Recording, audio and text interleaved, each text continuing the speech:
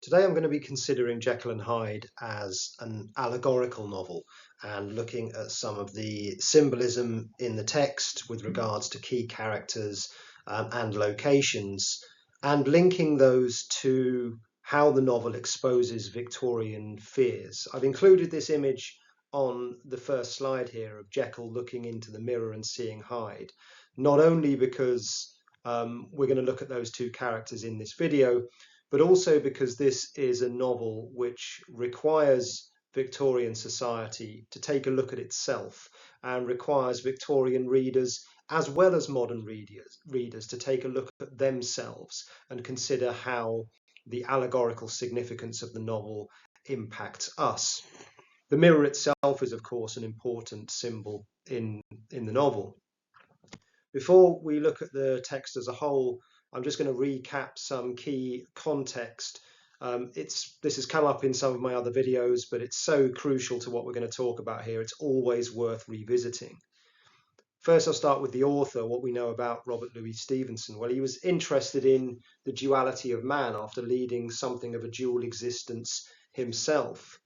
He had a religious upbringing, but he rebelled against that in some way by living this dual life. He would exist during the daytime as the very model of Victorian propriety, but during the evening Stevenson would visit the back streets of Edinburgh where he lived and visit prostitutes, illegal drinking dens, and witness the immorality of Victorian society. So Stevenson was well aware not just of his own duality, his appearance as the gentleman during the day, and his immoral behaviour by night, but also the duality of Victorian society itself. The idea that the pristine middle and upper class sections of Edinburgh, and in the case of the novel London, could exist so closely to the immorality of the back streets of Edinburgh, and in the novel's case London. The two were not as far apart as the middle and upper classes would like to have people believe. And a recap of some things which were important about Victorian society. We've just touched on the idea that this was a time which was governed by a very strict moral code, particularly within the middle and upper classes, which was rooted in religious faith. It was a society which made more moral, scientific, educational progress than any other era that had gone before it. So it was a society which was very much fixated on progress. As a result of the moral code and the hierarchical structure of Victorian society, it was a very class-driven society. It is also one which is concerned with appearances, and there is a fear of judgment as a result of that. And at the time the novel was published, the British Empire is kind of at its height. So there's a feeling of British superiority, particularly amongst the middle and upper classes. Then, of course, we have Darwin, his On the Origin of Species, published in 1859, which is about natural selection and became what was known as the survival of the fittest, although Darwin never coined that phrase himself. What's crucial about this is that it challenged existing religious belief, because before that, the religious belief was in the idea of creationism, the idea that God created the world, that started with Adam and Eve. Well, of course, Darwin's theories completely call that into question, because his theories are largely about the way we are evolved from more primitive forms. It both challenged and fueled a focus on progress, because his theory is about progress itself, but it also forces Victorian society to start considering the idea that if we are evolved from more primitive forms, then surely we can regress to a more primitive state. And that fueled a fear of atavism. Atavism was this idea that we are not so disassociated from animals as we would like to believe, and that we can regress backwards into a more animalistic state. And that became a very real and prevalent fear for Victorian society. So as I mentioned at the start, we're going to consider Jekyll and Hyde as an allegorical novel, and it is an allegorical novel. You can see the definition here. A story, poem, or picture that can be interpreted to reveal a hidden meaning, typically a moral or a political one. Well, Jekyll and Hyde is not a political text, but it certainly has a moral message.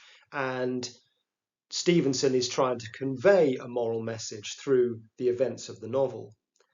Within an allegory, characters and settings and places carry symbolic significance, and it is a symbolic significance which enables the author to deliver his moral message in the novel. We're going to start with Gabriel Utterson and consider, because he's the first character we meet, and I would argue he's potentially the most important character in the novel.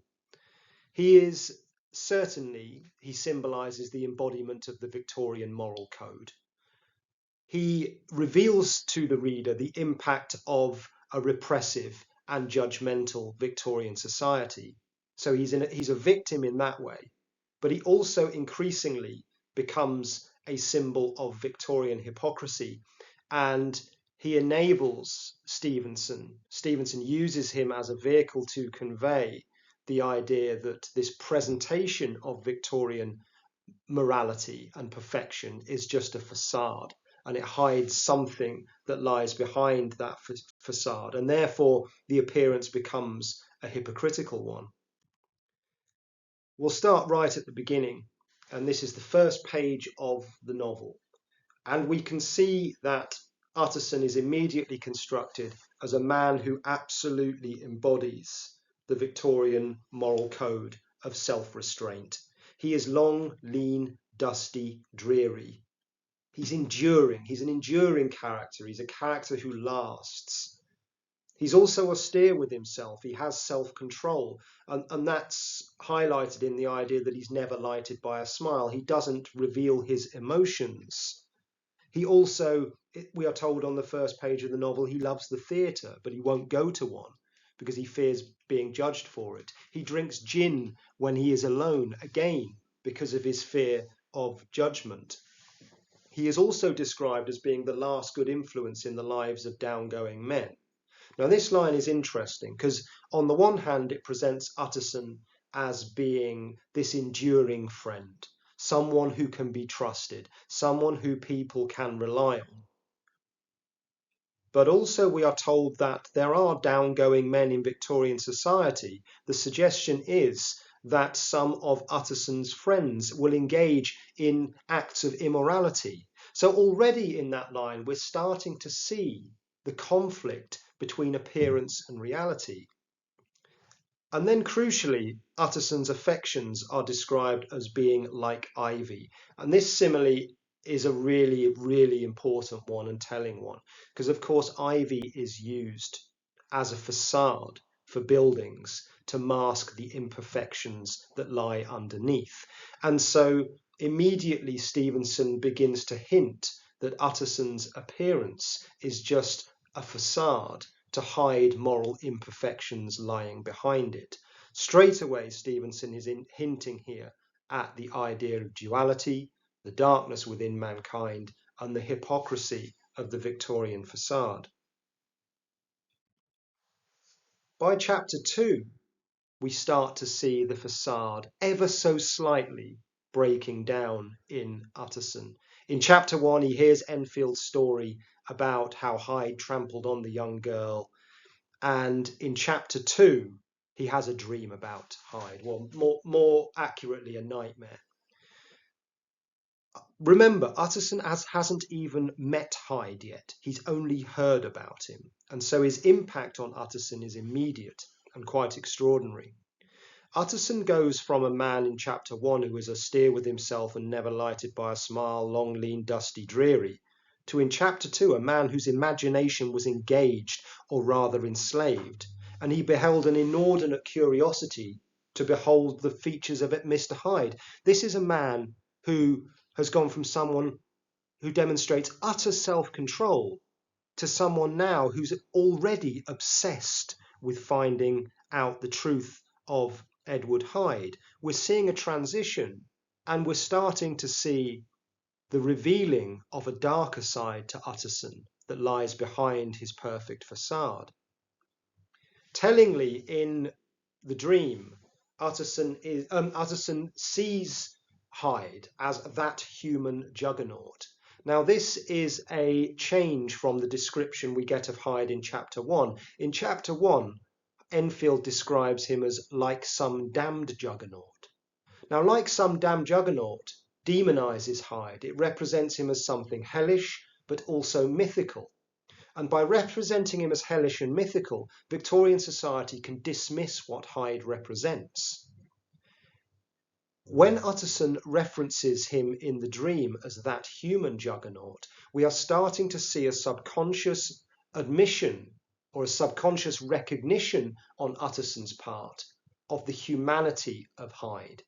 And if the characters, including Utterson, start to see Hyde as human, they have to accept what he represents, and they also have to accept the possibility for them to become Hyde, like Hyde themselves. And so perhaps their greatest fear, and the fear that Hyde exposes in them, is that their own darkness will start to come forth, that their facade will break down, and the immorality within themselves will be revealed.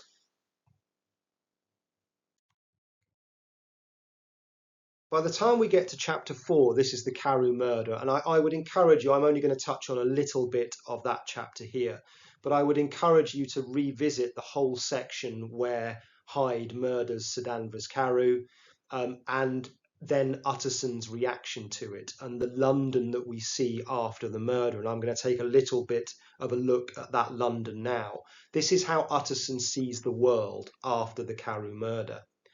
It says, a chocolate-coloured pall was lowered over heaven, and he also sees a glow of a rich, lurid brown. And this whole section is absolutely rich with symbolism of light and dark. It's one of the most powerful sections in the whole novel. If you watch my video, Jekyll and Hyde and 6 Extracts, I'll do a much longer analysis of that whole section.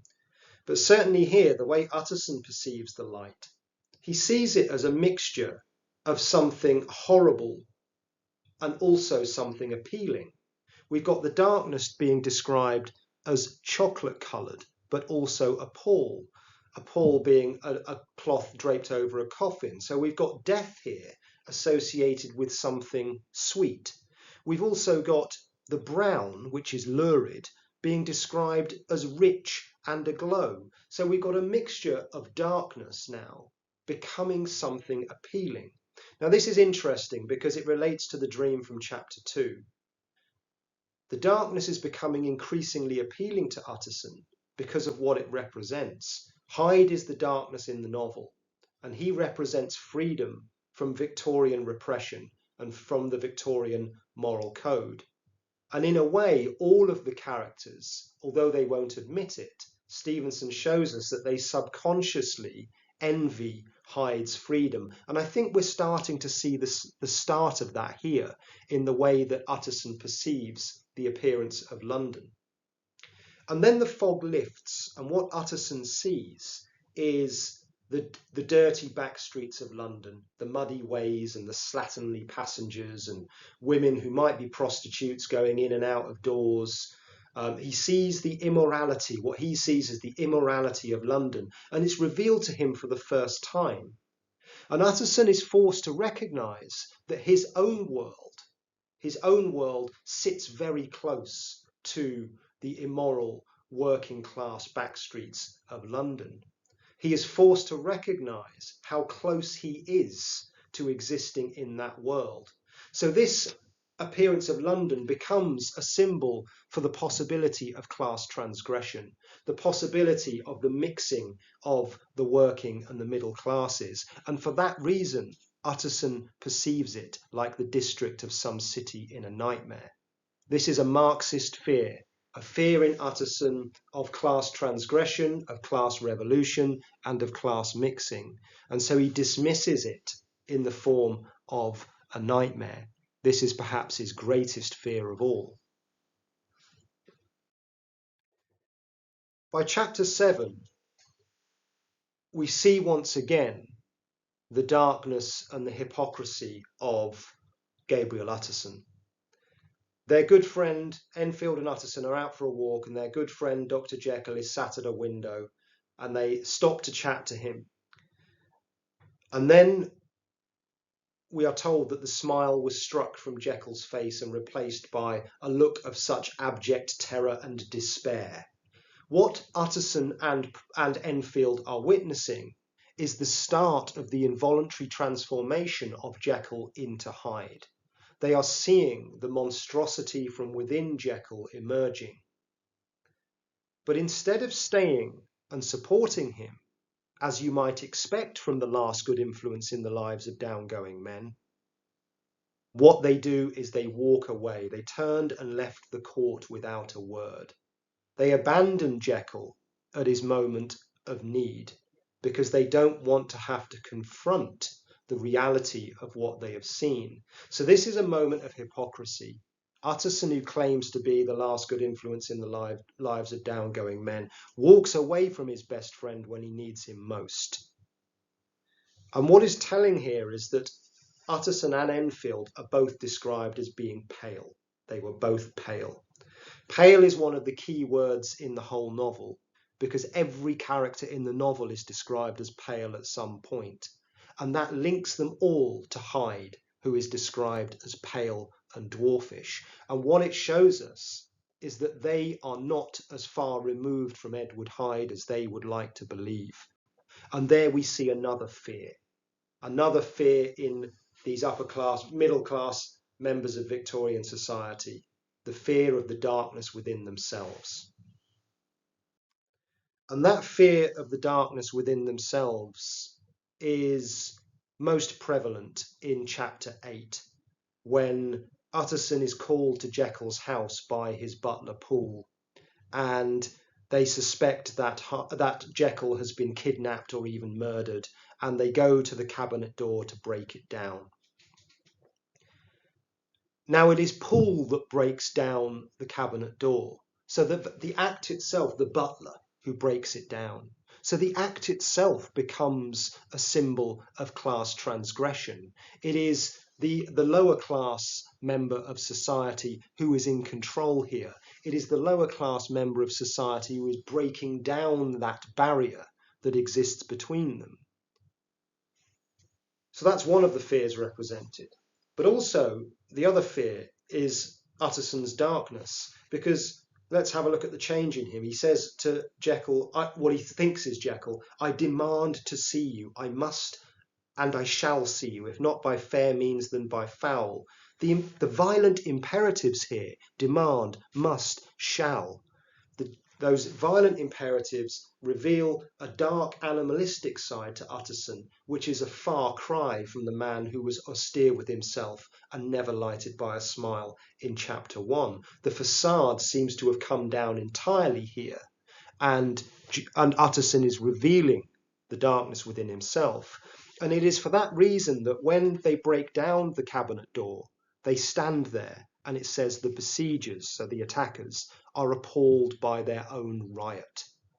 They are appalled because they have again subconsciously been forced to recognize the darkness and monstrosity inside themselves.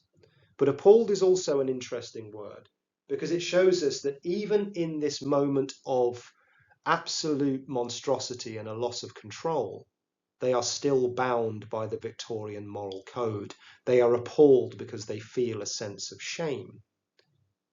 And when they walk in, they see the mirror. One of the things they notice is the mirror, the cheval glass, the double-sided mirror.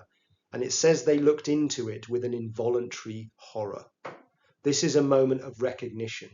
They are forced to look into the mirror and see the truth of who they are, to see the darkness within themselves, and that exposes one of their greatest fears.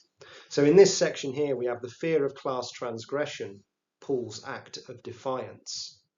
But we also have the fear of duality, the fear of darkness inside themselves. Now Edward Hyde.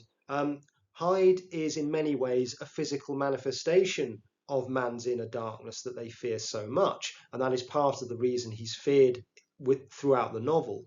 He is also a symbol of class transgression, and we'll look at that, another reason why they fear him so much. And he's a symbol of atavistic regression in a society so fixated on progress. So he represents in so many ways many of the fears that exist within Victorian society. I'm first going to, there's lots we could look at, I'm just going to pick out a few bits, but we're going to start with Hyde as animal. He is described in animalistic ways a number of times. In chapter 2, he shrank back with a hissing intake of breath. It also says he snarled aloud into a savage laugh. In chapter 4, when he murders Sir Danvers Carew, he breaks out with ape-like fury. And then in chapter 8, when they're breaking down the cabinet door, he cried out like a rat. And I think these animals have symbolic quality in terms of what Hyde represents. The snake sound in chapter 2 is a symbol of original sin from the Garden of Eden. This is Hyde's symbolic quality, symbolizing evil. In chapter 4, he's the primate, and there is Hyde symbolizing Darwinian fears. And the rat is associated with the sewers of Victorian society, so he becomes a symbol of the underclass. And so he also becomes a symbol here of class and class transgression.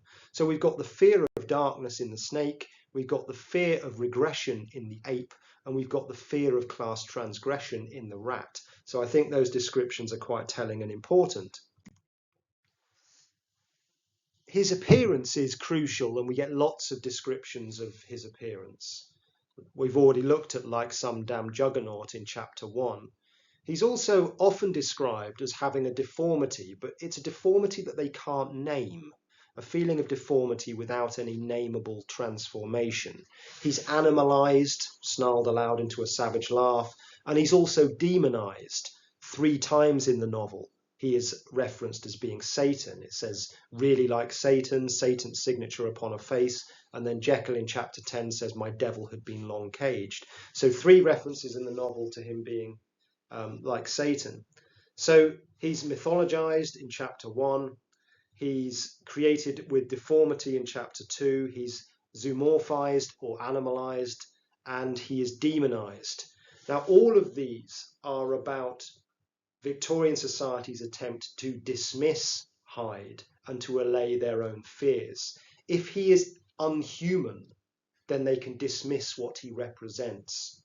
Once he becomes human, like in Utterson's dream, and like in Lanyon's reference that we're going to look at later on, they have to accept the possibility that they too could be like Hyde.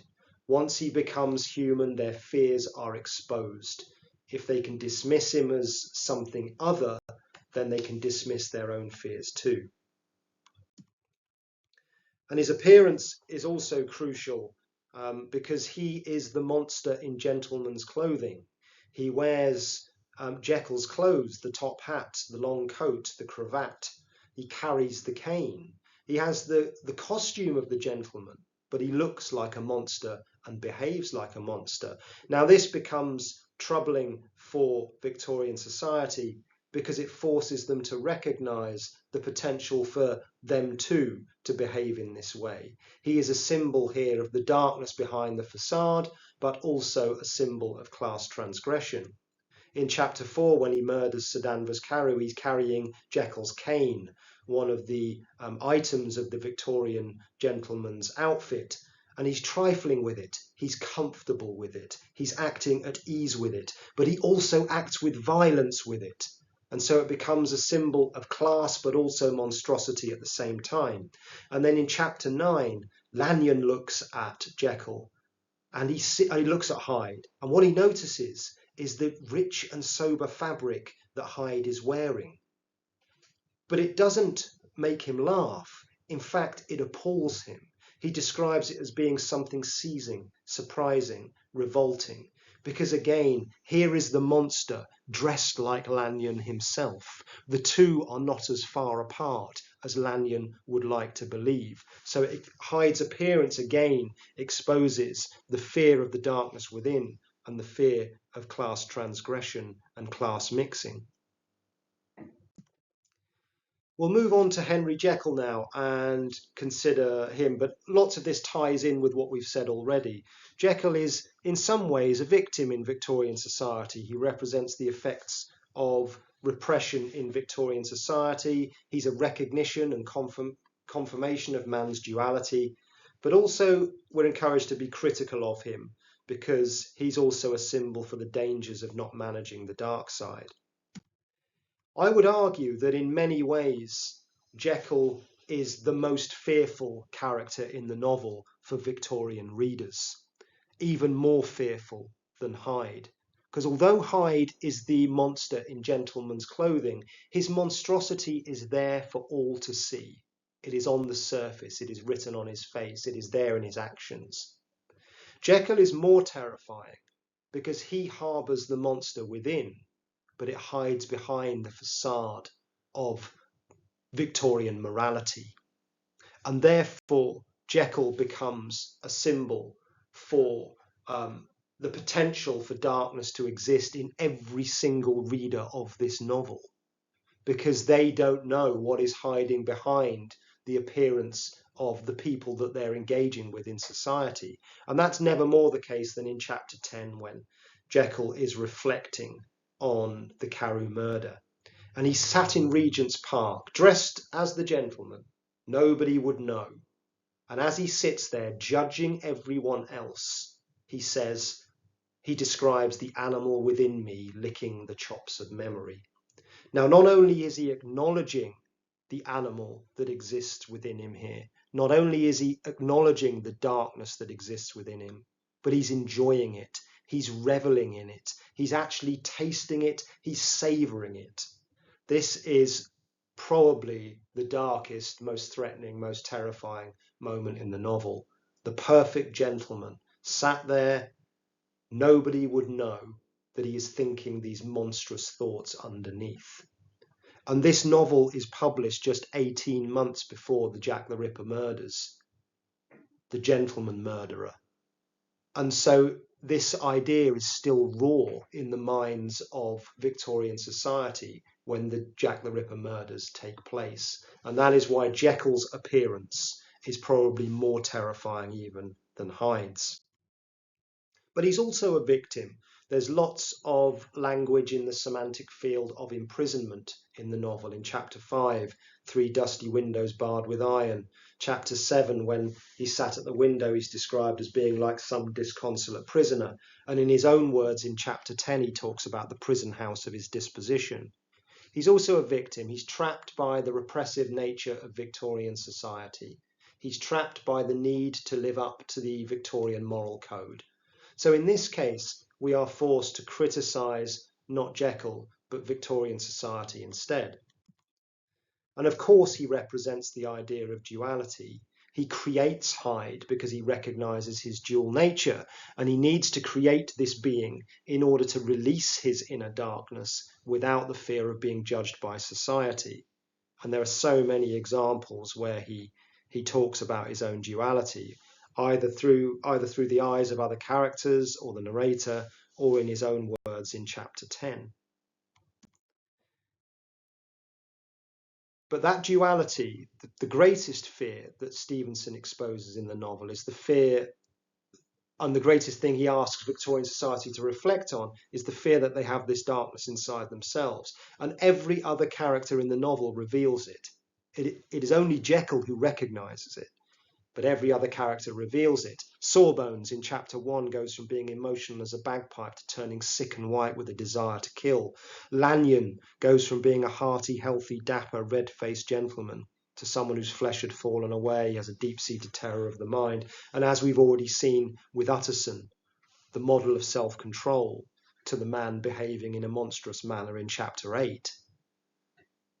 The difference is they hide behind their facade and they refuse to recognise the obvious monstrosity that Stevenson reveals to us. And then finally, Jekyll's house. Here's a nice model that a 3D model that somebody's made up for us, which is very useful. And of course, Jekyll's house becomes the ultimate symbol for Victorian duality, because we have the pristine front entrance, which is his own entrance, and the depraved back entrance of Edward Hyde. Jekyll's entrance wore a great air of wealth and comfort, but that appearance belies the reality of what lies behind it. Hyde's entrance is blistered and disdained and is described as a sinister block of building, so that his house becomes the symbol for Victorian duality. There are a number of questions that you might consider on the back of this video, writing a paragraph or an essay, in fact, about the ideas discussed here, using the quotations here. And I'm just going to spend a few minutes now talking through how you might go about writing about these ideas, and in fact how to write successful introductions and paragraphs as a whole. So I'm going to take the how far is Hyde presented as a character to be feared. Now I'm going to start by exemplifying here how you might go about writing a successful introduction. There are lots of ways to write a successful introduction. This is one that I recommend. I always ask my students to start by detailing the relevant context of the novel, and then they create a statement of intent, what they think, what Stevenson is doing. So we've got context followed by authorial purpose, what the author wants us to see and understand. So in this case, I've got, in the class-driven world of Victorian London, it was crucial for the middle-class gentleman to present to the world an appearance of moral perfection, to guard against the fear of judgment, regression, class transgression, and inner darkness in a society where progress, status, and hierarchy were of paramount importance. You can see in there, I'm already getting lots of marks for AO3, context. I've got lots of contextual knowledge in there.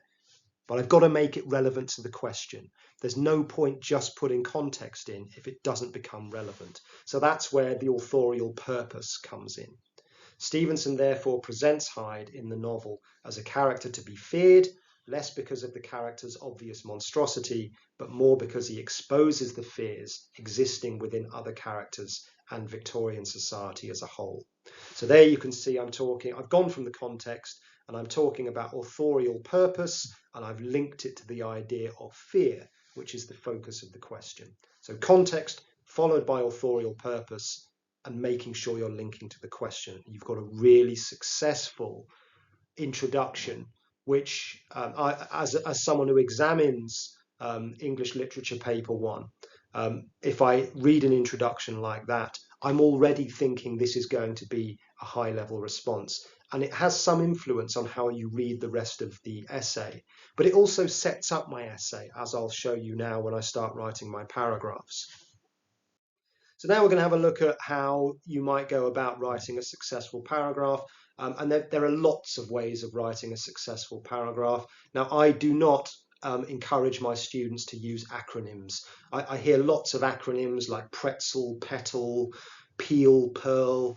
And I find acronyms actually quite limiting, and I'll explain why as I go through, because they encourage you to do things once. If you've got, let's say we've got petal, they encourage you to make one point. They encourage you to put in one piece of evidence. They encourage you to look at one technique. They encourage you to do one piece of analysis and one link to the question. And then you think your paragraph's done, but actually there's so much more you could say. So instead, it's about understanding what the assessment objectives are. AO1 is about ideas and quotations. So ideas and quotations need to be in my head. And I can have many ideas and many quotations in my paragraph. AO2 is about analysis of methods and meanings. And I deliberately use the plural there because I could look at many methods and many meanings within a paragraph. And then AO3 is about context. So my link at the end becomes about authorial purpose. What does this reveal about Victorian society? So if you think in terms of ideas, references, methods, meanings, and context, then you've got, and they can come in any order. They don't need to be in any particular order. If you understand the assessment objectives, you can write successful paragraphs. So let's have a look at an example here. This is following on from my introduction. In particular, Hyde's appearance throughout the novel and other characters' reaction to it is employed by Stevenson to highlight these fears and to expose the reality of what lies behind the Victorian facade. You can see in my idea that I've got all three assessment objectives. I've got an idea about Hyde's appearance. I've said it's employed by Stevenson to highlight these fears. I would encourage you to use the author's name lots. So there I've got method. And then I've got an idea about the Victorian facade. There's context. So actually I've got AO1, AO2 and AO3 just in my opening idea, because I haven't allowed myself to be restricted. Now I must bring in evidence now. In chapter 1, Enfield declares that Hyde wasn't like a man, but instead that he was like some damned juggernaut. Once I've introduced my evidence, you'll notice that my evidence is embedded within my sentence. I'll then start analysing, and I've got to build up layers of analysis. I can't just say one thing. That's not enough for a successful paragraph. By likening Hyde to a mythical being in this simile, there I'm looking at the method, Stevenson implies how Victorian society dismisses Hyde in order to reject what he represents. If Hyde is a mythical monster, they can reject him. If he is human, they are forced to confront the possibility that they too have the potential to be like him. Now I've got one quotation in there. I've got, he wasn't like a man, he was like some damn juggernaut. I always encourage my students to use 2 quotations within a paragraph. It gives you more marks for AO1, but it also allows you to do more analysis with more context. So you're getting more marks for AO2 and AO3 as well. So I'm going to continue this. That paragraph itself is quite good, but I'm going to continue it by bringing in another quotation. This fear in the darkness within themselves is reinforced during Utterson's nightmare in chapter 2. In this dream, Hyde is not a mythical being, but that human juggernaut. And the transition to this metaphor is perhaps Stevenson's way of revealing Utterson's subconscious acceptance of Hyde's humanity. If he accepts him as human, he must also accept the possibility of becoming like Hyde, and it is this which terrifies him. So I've brought in another quotation that is linked to my previous one. That's where you're really starting to be successful. If you're using 2 quotations within a paragraph that have something in common. So I'll bring in another quotation that relates to the first one, develop my analysis again, and then you'll notice at the end here, I come back to the question. I start talking about fear. It is this which terrifies him. Always make sure you've brought your analysis and your ideas back to the focus of the question. I could continue. After all, Utterson is already a man whose imagination, I could bring in some evidence for Utterson here as well if I wanted to develop this even further. So hopefully that's been a helpful look at symbolism and fears in Jekyll and Hyde.